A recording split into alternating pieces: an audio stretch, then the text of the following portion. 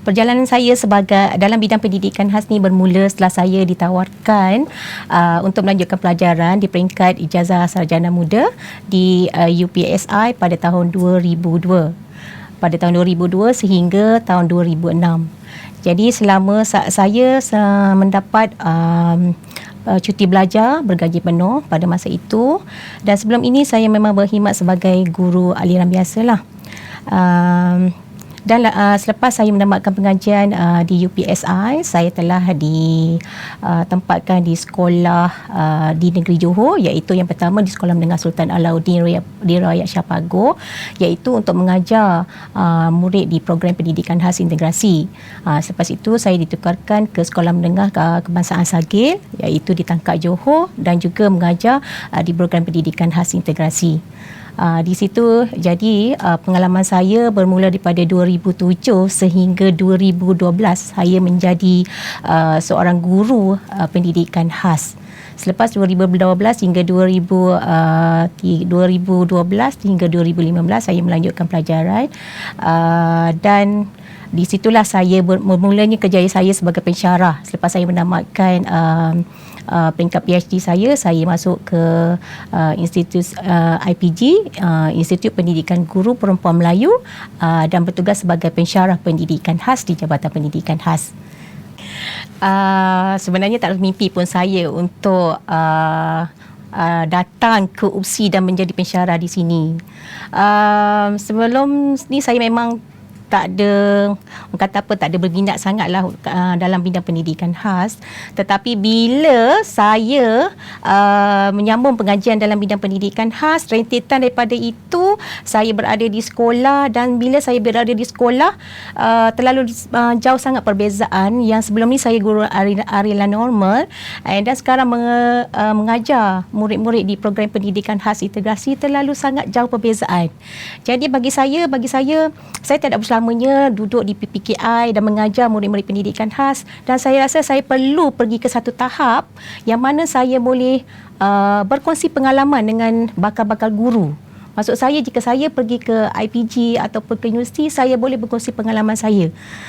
Saya daripada aliran perdana pergi sekolah pendidikan khas. Jadi daripada situ saya rasa saya perlu bergerak daripada sekolah pergi ke permulaannya saya pergi ke IPG, Institut Pendidikan Guru Kampus Perempuan Melayu Melaka. Masa tu saya mengajar di sana selama lebih kurang dalam 5 tahun lah. Sebab saya HLP, jadi saya terpaksa kontrak dengan KPM. Selepas itu barulah saya ditawarkan oleh USM. Jadi bila memandangkan saya dah mempunyai PhD dalam bidang pendidikan khas, jadi dari situ bermulanya keinginan untuk pergi lebih jauh supaya saya dapat lagi berkongsi dengan bakal-bakal guru khasnya akan mengajar di sekolah menengah. Di samping itu, kita boleh juga menyebarluaskan. Maksudnya kita belajar PhD bukan mati setakat itu, tetapi kita boleh gunakan untuk kita membuat jurnal, membuat buku, dan juga menjalankan kajian sebagaimana yang dilakukan oleh pihak universiti sekarang ini. Menarik sungguh pengalaman tersebut, Dr. Noraini. Dr. Noraini, kalau kita ingat pada ketika Dr. Noraini kali pertama menjejak kaki di Universiti Pendidikan Sultan Idris pada tahun 2001 atau 2002? 2002 sehinggalah sekini 2023. Boleh tak ceritakan pengalaman tersebut, mungkin dari segi persekitarannya, prasarananya yang pada ketika itu dan sekarang? Boleh ke Dr. Noraini ceritakan? Okey. Pada 2002 bila saya menjejakkan kaki di UPSI ini, kampus baru tu belum wujud lagi. Kampus Sultan Azlan Shah tu belum ada lagi. Dan saya memang sepenuhnya berada di kampus Sultan Abdul Jalil Shah. Jadi di sini saya kuliah di sini, dan saya masih ingat lagi saya menggunakan bilik darjah yang dah lama, yang orang kata apa, kipas pun ada tak ada, macam panas lah. Jadi tapi itulah yang ada pada masa itu, sebab saya adalah yang batch pertama untuk program pendidikan khas di UPSI. Jadi masa tu cuma ada beberapa orang pensyarah sebab kita baru nak mulakan pendidikan khas di UPSI. Kiranya saya adalah, best saya tu adalah permulaan untuk mewujudkan pendidikan khas di UPSI ni. Dan sudah tentulah terlalu banyak perbezaannya dari segi persekitaran, tidaklah macam sekarang ini bila kita ada di kampus baru, di kampus Sultan Azlan Shah, kita ada Fakulti Pendidikan Manusia Fakulti Pendidikan Manusia, dan kita ada kelas-kelas, ada DKP, Dewan Pusat kan untuk kuliah, dan juga di Blok 8 ada aircon dan kemudahan yang kata apa yang banyaklah untuk para pelajar, dan ada lift lagi. Masa kami hari tu kami cuma menapak dari kelas ke kelas, pindah satu tempat. Jadi itulah perbezaan yang paling ketara, dan kawasan sekitar ni pun tak banyak macam sekarang ini. Berbeza dulu 2002 sehingga sekarang 2023. Dah 21 tahun. Dah memang macam terlalu banyak perubahan. Dulu kalau nak cari hotel sekitar ni memang susah nak cari. Itu pun yang lama-lama lah. Okey, dari segi tenaga pengajar taklah seramai macam sekarang ni, tak sampailah 10 orang. Sekarang ni lebih daripada 10 orang. Dan kursus-kursus yang dijalankan pada masa tu pun masih belum mantap lah dari segi struktur kurikulumnya. Banyak perlu diberi penambahbaikan. Saya bagi contoh, saya pernah belajar tentang kursus kurikulum. Masa tu Puan Kamaliah yang ngajar. Jadi masa tu kurikulum kita dah tak faham pasal kurikulum. Kita bukan orang bidang pendidikan khas, tapi bila masuk bab kurikulum kita sendiri pun tak ada. Satu lagi tak ada rujukan. Masa tu ada perpustakaan tapi tak banyak bahan-bahan rujukan untuk dibuat rujukan, dan kami terpaksa pergi ke Universiti Kebangsaan Malaysia UPM untuk mencari bahan-bahan untuk kami siapkan tugasan. Jadi terlalu jauhlah perbezaan. Sekarang kita ada perpustakaan Tengku Bainon, dalam tu pun ada berbagai rujukan dan tempat yang sangat selesa lah untuk pelajar-pelajar belajar di sana dan juga membuat rujukan. Memang itulah banyak perbezaan antara 2002 sehingga sekarang 2023. Saya pun tak sangka sebenarnya saya akan mendapat anugerah naib chancellor. Sebenarnya saya sahut cabaran. Saya melanjutkan pelajaran tu ketika usia saya dah 32 tahun. Saya pun dah ada 3 orang anak. Tapi bila saya dapat tawaran cuti belajar bergaji penuh, saya sahut cabaran tu. Memanglah orang kata apa, orang cabar saya, cikgu nak belajar umur dah 32. Nanti umur berapa cikgu nak habiskan tu, dan sanggupkah cikgu tinggalkan anak-anak, tinggalkan suami untuk datang ke sini untuk melanjutkan pelajaran? Saya kata tak apalah, saya memang bermula lambat tapi saya pastikan saya nak apa yang saya dapat. Okey, bidang pendidikan khas pun saya sebenarnya tak sangka pun saya akan masuk pendidikan khas, sebab masa tu ada kursus Math and Science in English masa tu. Jadi saya ada masuk kursus tu dan habis dah, tiba-tiba suami saya kata okey, dapat tawaran untuk melanjutkan pelajaran ke UPSI. Saya tak tahu pun kos apa sebenarnya. Jadi suami saya kata pergi, sebab awak dah 2 kali dah menolak untuk melanjutkan pelajaran ke universiti. Dah 2 kali. Dia kata okey, yang ketiga tolonglah pergi. So saya kata okeylah, saya ikut kehendak suami saya. Tiba-tiba bila balik rumah dapat, alamak, sarjana muda pendidikan khas. Tapi tak apalah, suami saya kata pergi. At least nanti gaji you bukan yang kata untuk yang sekolah rendah sampai DG 38, dan at least you boleh naik lagi grade. Pergilah, dia kata, untuk masa depan. So bermulalah daripada situ saya pergi. Padahal saya rasa macam betul ke aku ni nak belajar. Dan dalam kelas saya tu, kami first batch, separuh adalah bekas guru dan separuh lagi adalah adik-adik yang STP, yang diploma, yang matrik. Jadi satu situasi yang berbeza. Sebelah ni bekas guru, sebelah ni adik-adik yang baru-baru. Jadi di situ saya tengok mampu ke saya, sebab saya dah lama tinggalkan dunia belajar. Jadi bila masuk ke situ, saya rasa Tak tahulah. Tapi yang mencabar saya untuk belajar adalah pada masa saya minggu saya kenal tu, Ketua Jabatan masa tu Puan K ada tanya saya lah, kenapa awak masuk pendidikan khas? Saya cakap terus terang, saya sebenarnya tak minat pun masuk pendidikan khas. Tetapi saya rasa itu adalah kehendak suami dan saya pun datang ke sini. Dia kata, saya tak sangka dia kata jawapan kamu tu macam tu. Saya kata itulah realitinya. Saya macam bersedia untuk menjadi guru pendidikan khas. Sebab saya sebelum saya mengajar murid-murid normal. Jadi dia kata masa tu dia Puan Kamalia bahasakan diri ibu. Dia kata, Noraini ibu nak tengok, dia kata. Sejauh mana Noraini dengan tak minat untuk belajar kat sini. Kalau tak nak, okey, tak payah teruskan. Saya cakap, ibu, ala-ala saya dah datang sini, saya akan belajar. Saya akan teruskan dan saya akan sahut cabaran ibu untuk saya belajar dengan cemerlang. Jadi bermula pada saat itu dan saya pun dengarlah orang kata, apa sayang kau ada masalah sangat pergi sana. Weekend je balik, jumpa anak dan anak terbiar macam tu. Saya kadang-kadang termenung. Mulai saat itulah saya belajar daripada sungguh-sungguh daripada semester 1 sampai kan habis setiap semester saya dapat anugerah dekan. Jadi benda tu memberi semangat pada saya. Saya bukan seorang yang ulat buku. Saya tak suka belajar, saya tak suka baca buku. Tetapi mungkin pengalaman kita sebagai seorang guru mendewasakan kita dalam proses pembelajaran kita sebenarnya. Jadi di situ saya tengok adik-adik baca buku, struggle bagaimana nak buat apa. Tapi dari segi pengalaman, bila kita buat pembentangan, kita yang lebih dipuji oleh pensyarah sebab kita boleh mengaitkan situasi yang kita belajar ni, teknik teori ni dengan situasi sebenar sebab kita dah melaluinya. Jadi kat situ setiap sem saya dapat anugerah, saya dapat dan akhir sekali saya dianugerahkan sebagai anugerah naib chancellor. Pada masa tu saya pun alhamdulillah lah, dan selepas saya dianugerahkan tu saya dapat tawaran untuk menjadi tutor di UPSI. Tapi saya beritahu Puan Kamalia, saya kata belum masanya Puan, saya dah 4 tahun di sini, saya rasa saya nak balik ke sekolah.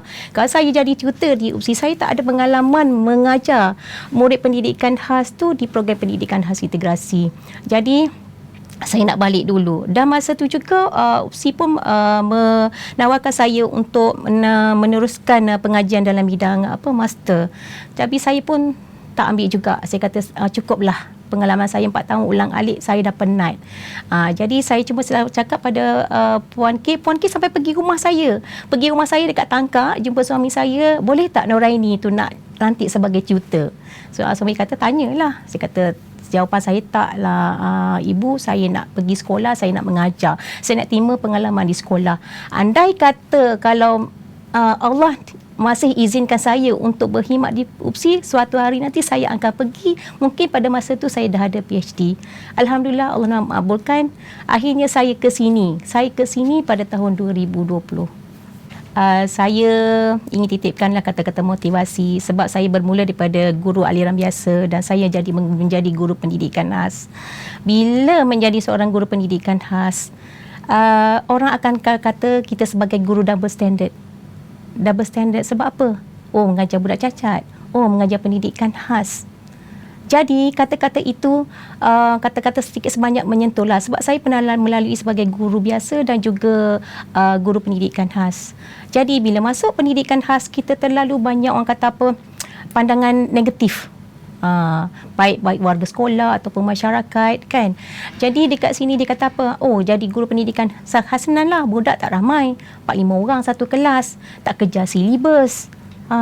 Jadinya okey, selalu keluar, pergi sana pergi sini, dia kata. Jadi macam lagi-lagi yang mereka macam tak puas hati sangat, kami guru pendidikan khas dapat allowance. Allowance kami dibayar sebanyak RM250 sebulan untuk mengajar murid-murid di PPKI. Murid-murid murid berkeperluan pendidikan khas di PPKI.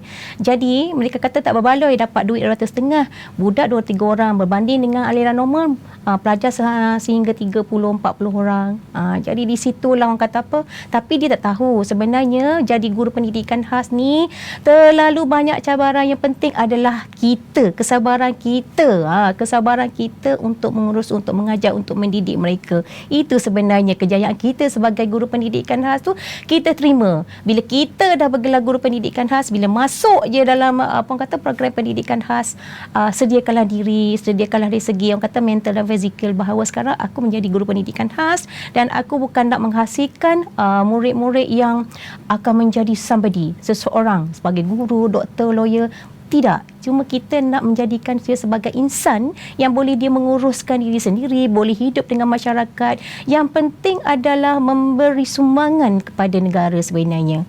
Itulah harapan saya. So, untuk bergelar guru pendidikan khas tu, kata apa, jangan kecewa, jangan rasa rendah diri. Kita perlu move on, teruskan perjuangan dan dapatkanlah sebanyak mana orang kata ilmu, pengetahuan, kemahiran demi untuk kita mendidik murid pendidikan khas di program pendidikan khas. Harapan saya supaya Jabatan Pendidikan Khas relevan, bukan saja kini tapi buat selama-lamanya. So harapan saya kepada pensyarah-pensyarah yang berada di Jabatan Pendidikan Khas, khususnya pensyarah-pensyarah baru, memang berbezalah pengalaman kita sebelum ini dengan kita apabila menjadi seorang pensyarah. Terlalu banyak benda yang berbeza. Jadikan orang kata jangan kita malu bertanya, jangan orang kata malu bertanya sesat jalan. Jadi timbullah sebanyak pengalaman, mungkin tanyalah kepada senior-senior apa yang kita tak faham, khususnya dari segi macam saya mula-mula masuk, saya tak tahu tentang apa tu proforma, kursus-kursus yang ada kat sini, macam mana pelaksanaannya, dari segi jam prediknya, semua tu saya memang tak tahu. Sehinggalah sebab awal-awal saya masuk je, saya telah dilantik menjadi penyelaras sarjana muda pendidikan khas. Jadi memang terlalu banyaklah benda yang rasa kita perlu kita tahu. Masa tu Ketua Jabatan Dr. Nafisha pun banyak membantu saya, dan saya pun menggunakan pengalaman sedia ada saya semasa di IPG Perempuan Melayu dan juga di USM untuk saya meneruskan tugas untuk penyelaras program penyelaras AISMP ni. Daripada saya masuk sehingga kini saya masih pegang lagi lah. Saya pegang lagi. Jadi untuk pensyarah baru, jangan segan, dan kalau boleh kita cubalah menggunakan pelbagai strategi kaedah pengajaran, sebab sekarang ni zaman dah semakin maju. Kalau saya dulu belajar dulu dengan Prof Rahim, dengan Dr Kwek kan, tak adalah orang kata secanggih sekarang kan, guna pun OHP masa tu kan nak present, jadi macam terlalu jauh. So sekarang ni kepada pensyarah-pensyarah baru, gunakanlah orang kata ilmu tentang dalam bidang IT tu, mengajarlah anak didik kita supaya mereka bukan sahaja orang kata memiliki ilmu dalam bidang IT untuk mengajar murid-murid dengan menggunakan pelbagai kaedah dan strategi, tetapi mereka juga mampu untuk menerapkan nilai-nilai murni, kemahiran insaniah dalam diri murid-murid. Bagi pensyarah-pensyarah pula, orang kata carilah ilmu sebanyak mungkin. Kita jangan selesa kita dah ada doktor, kita dah banyak buat penerbitan, dah menghasilkan buku, dan banyak telah menjalan kajian. Itu sebenarnya bukannya orang kata akhir kita punya kerjaya. Sebenarnya banyak lagi, sebab bidang pendidikan khas ni terlalu luas. Bila terlalu luas, kita macam-macam kita boleh buat. Bukan apa, apabila kita dah menamatkan pekerjaan kita sebagai pensyarah di sini, adalah yang kita boleh tinggalkan untuk anak didik kita dan sebagai rujukan untuk generasi akan datang. Dengan adanya galeri di Fakulti Pembangunan Manusia, saya merasakan itu ada satu inisiatif yang paling baiklah yang dibuat oleh pihak UPSI, khususnya untuk mengumpulkan tokoh-tokoh sebelum ini yang telah banyak memberi sumbangan dan jasa khususnya kepada Jabatan Pendidikan Khas. Melalui tokoh-tokoh tersebut, generasi akan datang dapat mengenali siapakah orang kata pelopor, insan-insan yang telah berada di Jabatan Pendidikan Khas dari awal penubuhan 2002 tu sehingga kini. Maksud kita tahu siapa ketua jabatan yang pertama, siapa pelajar yang pertama, siapa yang mencipta lirik lagu yang pertama. Jadi melalui tokoh-tokoh ni banyak sebenarnya yang boleh kita dapatkan kata apa, cerita-cerita yang berlaku sepanjang penubuhan dan boleh jadikan orang kata apa, rujukan pada generasi akan datang. Dan kepada bakal-bakal guru, mereka boleh menggunakan orang kata apa, tahu akan sejarah penubuhan, khususnya penubuhan Jabatan Pendidikan Khas, supaya mereka tahu dengan adanya tokoh-tokoh ini yang telah memperjuangkan pendidikan khas daripada dulu kita belum dikenali. Sekarang ni saya rasa UPSI ni lebih dikenali lah. Sebab saya pelajar daripada pelajar UKM. Saya dan pernah mengajar di USM. Bagi saya UPSI sekarang lebih dikenali. Lebih dikenali kerana ramai pensyarah-pensyarah pelbagai bidang. Kita ada masalah pembelajaran, kita ada pensyarah masalah pendengaran, masalah penglihatan yang sama-sama berkumpul di sini. Yang sama berkumpul di sini untuk sama-sama membangunkan, meningkatkan mutu pendidikan di negara kita. Saya berharap orang kata apa, melalui galeri ini orang akan tahu, orang akan datang ke sini dan seterusnya menjadikan kita sebagai pusat rujukan. Bukan setakat orang kata di Malaysia, mungkin di luar Malaysia amnya. Okey.